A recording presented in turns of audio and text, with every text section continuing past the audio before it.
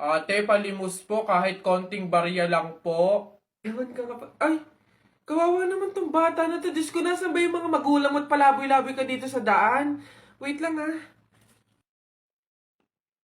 Ay, eto, oh, ay, wow, sino po kayo? Anyways, baka ipambili mo ulit ng iba pang fake nails yan ah. Ipang re-reband ko naman po. Ayaw mo ipangkain na lang? Sige. Lodi tong pulubi na to. Hoy, nak, gumising ka.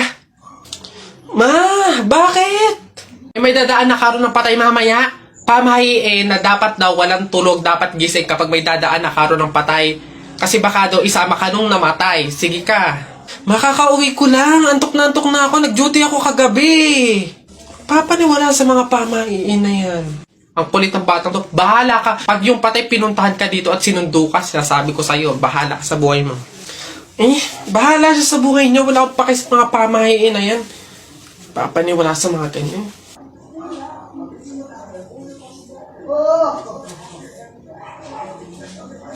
Ma, di ba sinabi? Sino ka?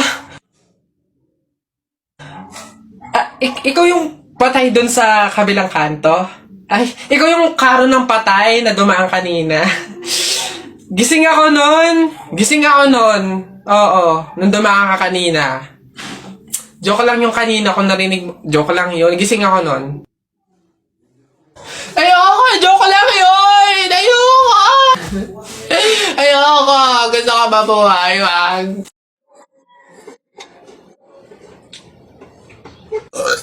Uy, pre, wala na tayong kanin. Humingi ka na. Aliris naman to, eh. Dali na. Ba't ako? Ikaw na, pre. Nakakaya. Baka sabihin patay gutom pa ako, eh. Ikaw na, kaya mo na yan. Wala, nakakaya ba naman? Kanin. Gagi, pre, relaxan mo. Hindi ka narinig.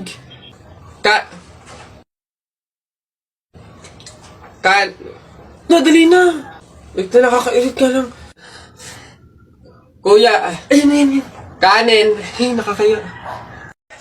Nak! Happy birthday! Ay, Nay, thank you po.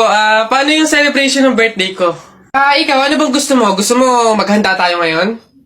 Gusto ko sana, Nay, lumabas kaya tayo. Kain tayo sa restaurant ni na tatay.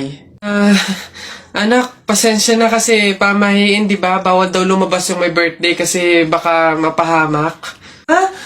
Paano yung celebration ng birthday ko, Nay? Wala tayong magagawa, anak, kundi kami na lang siguro ng mga kapatid mo at tatay mo yung lalabas.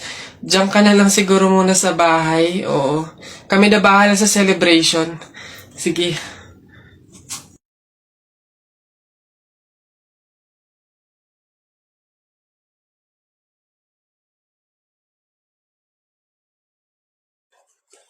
Hoy, princess! Bakit Lilibet? Anong baon mo ngayon? For sure naman, maiinggit ka sa akin kasi ang baon ko for today, I have chocolate. I have 2 juice. 2 juice to ha. Akin lang lahat yan. Tapos, I have 2 Chucky. O, sa'yo, anong baon mo? Ano ba yan yun ngayon? So cheap naman, halos puro inumin. Ako, ang dala ko for today, meron ka bang biscuit? Soft drinks. Siyempre, hindi mawawala yung apple. Tapos, meron din akong baon na pera o meron ka bang ganyan? Oy Bimbo, anong pinabaon sa'yo ng inay mo ngayon? Teka lang, titigdan ko. Saging, tsaka suman. Bakit? Yung sa'yo? Saging, tsaka suman? Sarap nyo na. Ako, pinabaon sa akin ni inay ngayon, Ano ba? Buko! O ano? Bulok naman ata yan Anong bulok? Hindi kaya sabi ng inay, kakapitas lang daw nito nung nakaraang taon sige na, basta sabay na tayo kumain, magbigayan tayo sige, tara!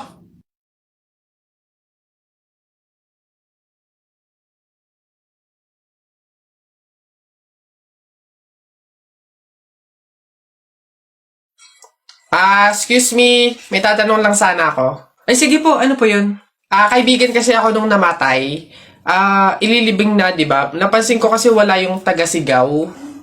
Wala ba kayong nilagay? Ay, bakit po kailangan ng taga-sigaw? Kasi di ba kaya siya namatay kasi pinatay siya? Nahuli na ba yung pumatay? Ay, ganun po ba? Hindi pa po nahuli yung suspect O hindi pa pala. Ang pamahiin kasi dyan, para daw makonsensya yung pumatay dun sa tao, is kailangan pag ililibing na, maglagay daw ng tagasigaw para sumuko na yung pumatay sa kanya. Sige po, ako na lang po, yung sisigaw. Ay, ikaw na lang. Ah, sige, mabuti. Ayos, sige.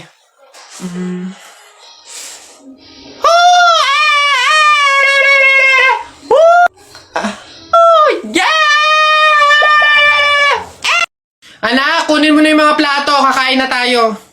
Ah, sige, Nay. Nay, eto na po yung mga plato. Anak, akin na. Hoy! Nakoy, balik mo yan! Bawal yan pamahiin yan. Hindi pwedeng pagpatong-patungin yung mga plato. Malas yan dito sa pagkainan. Ha? Nay, paano? Basta dalhin mo yan dito nang hindi pinagpapatong-patong.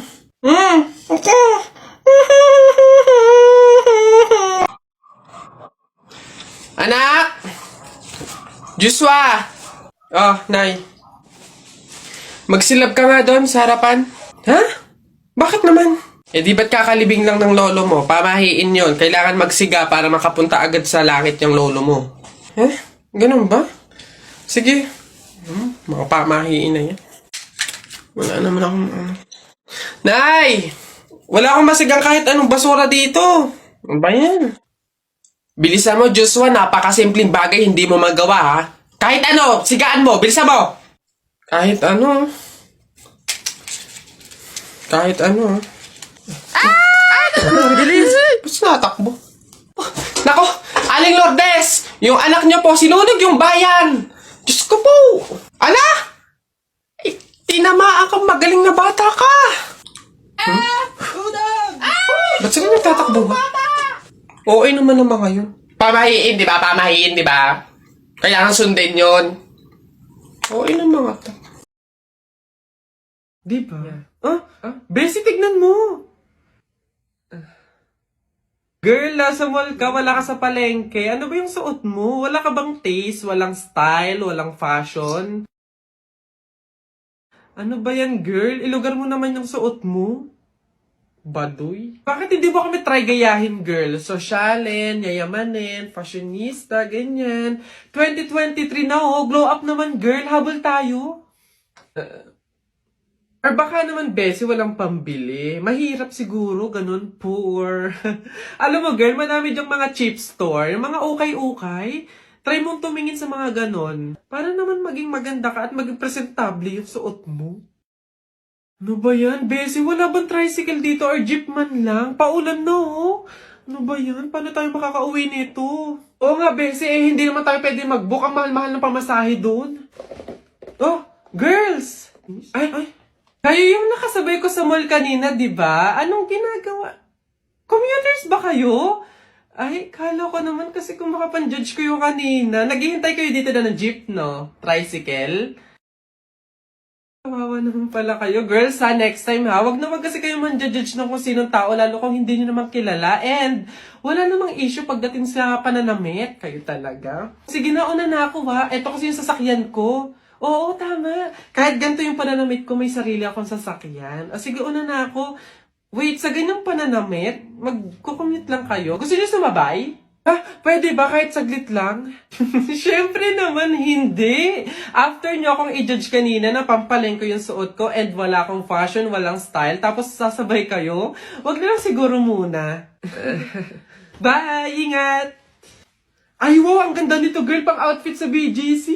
Buti 50 pesos lang. Eto nga, Bessie, mukha akong mayaman dito. Bigat. Oh! Hoy! Hello?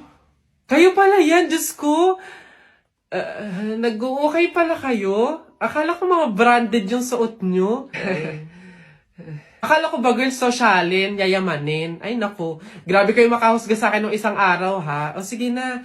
Again, ha, ang buhay hindi nakadepende sa pera at pananamit. Mayaman, mahirap, or may kaya ka, ang mahalaga, wala kang ginagawang masama. Thankful ka na nabubuhay ka sa mundong to, ganun.